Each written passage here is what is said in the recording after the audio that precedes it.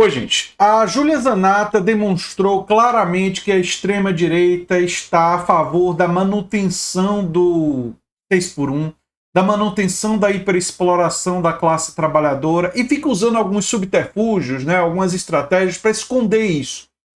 Mas a Fernanda Melchiona destruiu completamente seus argumentos. Agora, esse vídeo é muito importante compartilhar com as pessoas que vocês conhecem na vida de vocês, que trabalham 6 por 1.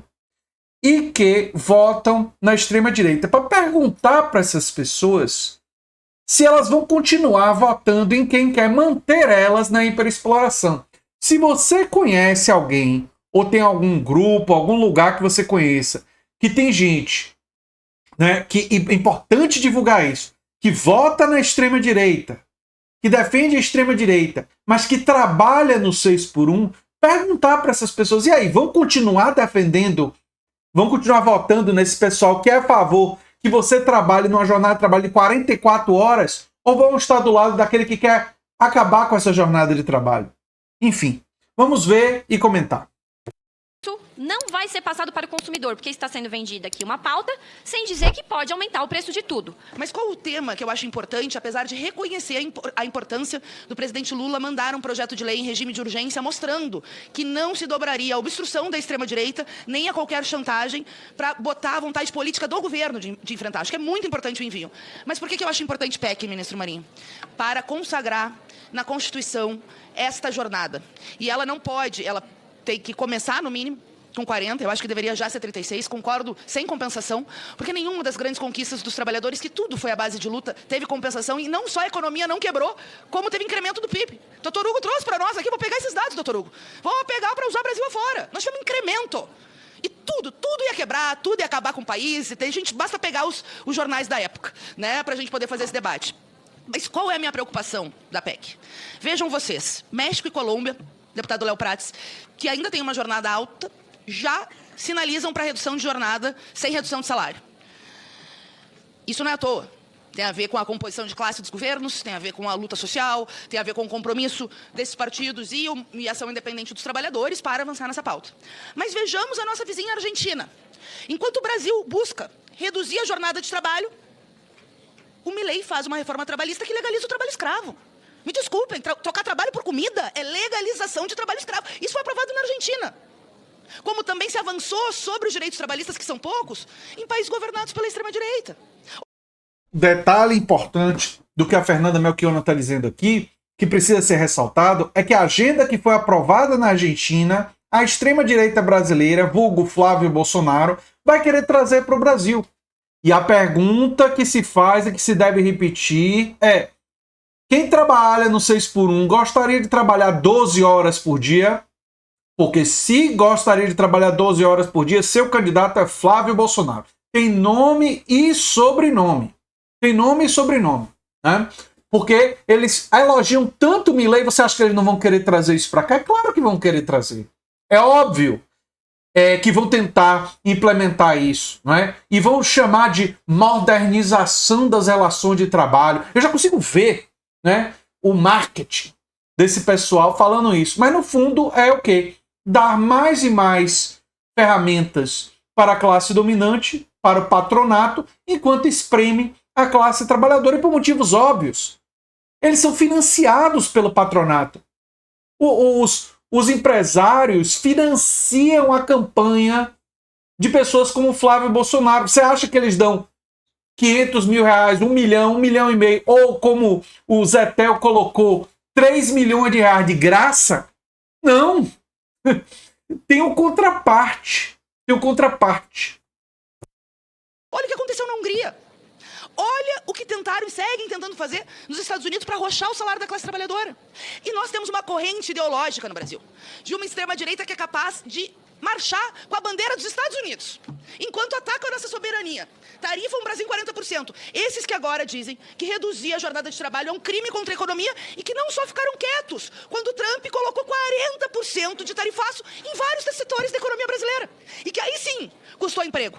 Claro que uma parte foi revertida, teve uma negociação e, aliás, uma postura soberana do presidente Lula, que foi muito importante para que o Brasil e a América Latina não se transformassem num quintal da América Latina. Mas essa corrente ideológica, ela tem uma combinação de um nacionalismo que bate referência e bate continência para o imperialismo estadunidense, a defesa do genocídio, do massacre no caso da Palestina, a defesa dos interesses dos banqueiros do sistema financeiro, o fechamento das liberdades democráticas e a retirada de direitos, deputado Alencar Santana. Quem foi que fez a última reforma da Previdência no Brasil que lascou a classe trabalhadora? Como surgiu a reforma trabalhista que lascou a classe trabalhadora? Qual é a defasagem de concurso público? Então aqui, os cadastros reserva dos fiscais do trabalho, ministro Marinho. Olha o déficit que eles deixaram de fiscais do trabalho. Aliás, nós queremos endossar o pedido que sejam chamados, que quem é que fiscaliza? Aqui a Fernanda Melchiona toca no assunto que eu venho dizendo. Quem é concurseiro e vota na extrema-direita está destruindo a sua própria chance de entrar no funcionalismo público, tendo em vista que o governo Bolsonaro fez pouquíssimos concursos e o governo Lula está fazendo muitos concursos. Se vier um governo de extrema-direita, esquece concurso público. Vai ser terceirização na veia, por motivos óbvios. Por motivos óbvios. Concurso público contraria a ideologia de extrema-direita, porque eles querem sucatear a coisa pública para depois vender para iniciativa privada. Agora, sobre o tarifaço eu tenho que comentar. Embora algumas empresas brasileiras tenham sofrido um pouco com o tarifaço, quem sofreu mais com o tarifaço foi o consumidor estadunidense, porque o preço das coisas subiu lá. E eu quero comentar sobre o que o Júlio Zanata disse. Diminuir a jornada de trabalho vai aumentar o preço. Isso mostra a ignorância da Júlia Zanata sobre o preço da maioria das coisas. O tarifaço aumentou o preço das coisas nos Estados Unidos porque era uma tarifa sobre produtos exportados para os Estados Unidos e importados pelos Estados Unidos. Ou seja, os Estados Unidos, as empresas estadunidenses estavam comprando do Brasil, da China e tudo mais. E como era aplicado em praticamente todos os produtos, a margem de lucro tinha que ser mantida. Alguns até comeram parte da margem de lucro, mas você tinha que repassar isso para o consumidor. No caso da diminuição da jornada de trabalho, o empresário ele lida fundamentalmente com a demanda. E ele não pode repassar isso tudo para o preço dos produtos por um motivo simples. Se o produto deixar de vender num determinado preço, porque se o empresário pudesse colocar qualquer preço, vocês acham que as coisas iam custar o que custam? Não, ele tem concorrência. Se um tênis que está sendo vendido a 150, 200 reais, o empresário não gostaria de vender por 500? Gostaria, mas por que ele não bota o preço por 500? Porque ninguém vai comprar aquele tênis por 500. Então ele tem que regular isso conforme a demanda pelo aquele tênis. Ele tem que levar isso em conta na formação do preço. Né? Enfim, é por isso que você reduzir a jornada de trabalho não tem esse efeito imediato, instantâneo, na elevação tão dramática nos preços. E não teve no passado. Não teve no passado. Mas enfim, vamos seguir. Nós precisamos ampliar. E essa corrente segue aí. Então, votar um projeto de lei é pouco frente à possibilidade de colocar na Constituição esse direito.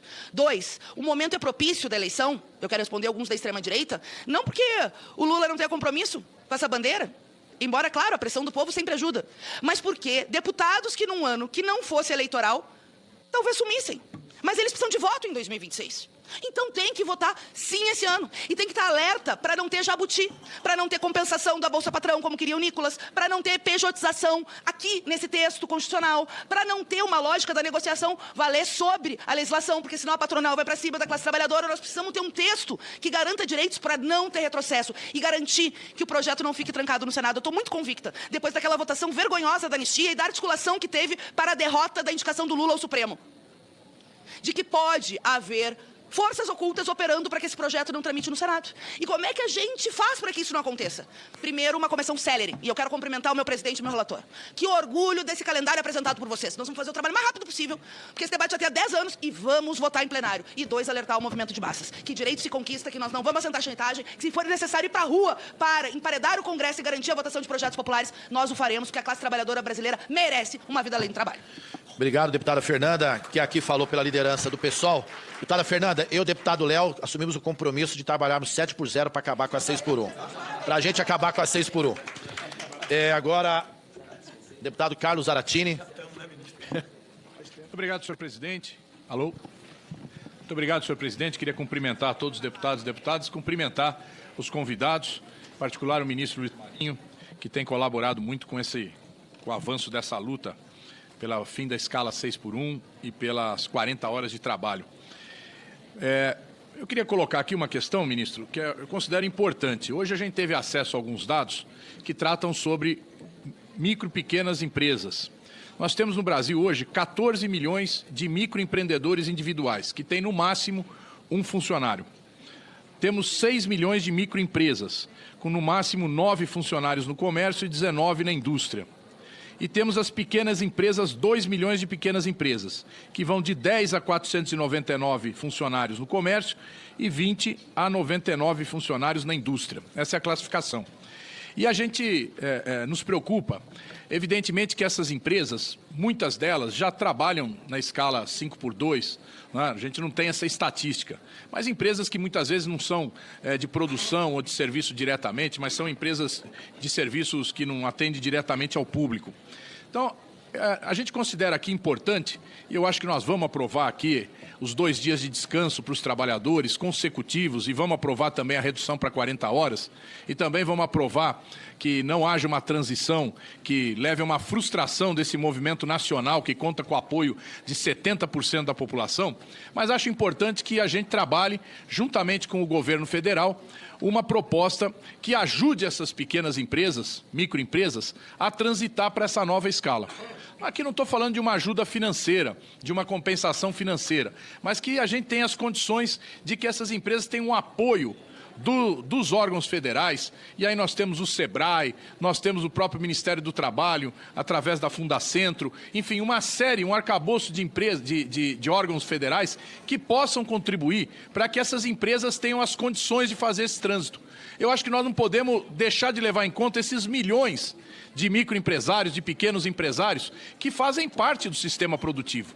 E que, logicamente, tem interesse também, acredito que muitos deles, principalmente o microempreendedor, de trabalhar menos. Não é possível que ele queira trabalhar mais. Ele quer trabalhar menos e ganhar mais, lógico, porque a gente tem que seguir sempre aquele lema italiano, que eu, por exemplo, me guio muito por ele, né? Lavorare di meno, guadagnare di più, né? Que é o lema do movimento sindical italiano. E eu acho que a gente deve estar colocando isso também em primeiro lugar. Então, acho que é importante a gente contar com alguma forma de apoio às pequenas e microempresas para que elas façam esse trânsito em nosso país.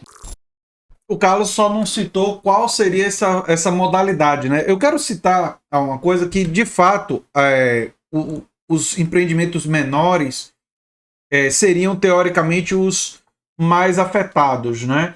Mas é da lógica do capitalismo, eu gostaria de lembrar isso, é da lógica do capitalismo que o que tem demanda sobrevive e o que não tem demanda não sobrevive, né? A não ser que o pessoal queira um outro modelo econômico, né? E eu defendo um outro modelo econômico. A meu ver, para reduzir os problemas de perda eventuais de empregos e tudo, o que o Estado brasileiro tem que estar engajado é no fortalecimento dos empreendimentos cooperativos. Então, eu estaria menos preocupado com esses microempreendimentos e mais preocupado, isso é uma coisa pessoal minha, em incentivar a formação e a expansão e a qualificação de empresas cooperadas, né? Para absorver eventuais perdas de empregos em alguns setores. Mas vai ser muito pouco. Todo setor que envolve produção, que tem demanda, o que vai acontecer vai ser ampliação dos empregos. Por motivos simples. Se você tem demanda e tem margem de lucro, você vai empregar mais pessoas naqueles dias que o trabalhador não está trabalhando, ou você vai pagar hora extra e tudo mais, por motivos simples. Porque você sabe que você tem consumidores. Você sabe que você precisa atender aquela demanda. Então vai gerar mais dinheiro para a classe trabalhadora e mais emprego para a classe trabalhadora. Né? Isso, a diminuição da jornada de trabalho. Em todos os locais que tem demanda. Agora, se a demanda está mantendo uma margem muito pequena, talvez aquele negócio ali realmente deva reduzir. Né? Enfim. E o que a gente deve estar interessado em expandir é o cooperativismo, para o trabalhador conhecer a experiência de trabalhar em um espaço onde ele é um dos donos, onde a gestão é administrada democraticamente, onde a democracia penetra no local de trabalho. Eu sou André Teixeira Jacobino, o canal é a Nova Máquina do Tempo. Se você gosta do que a gente faz, se inscreve, dá um like, compartilha. Se você quer ganhar dinheiro divulgando ideias de esquerda, tem no comentário fixado um link onde você pode aprender isso e não tem pegadinha. E se você quer ajudar o canal, o pix do canal é andretj@terra.com.br e você também pode se tornar membro ou apoiador. E se você gostou desse vídeo, provavelmente vai gostar do vídeo sugerido aqui no final. Tchau, tchau, gente.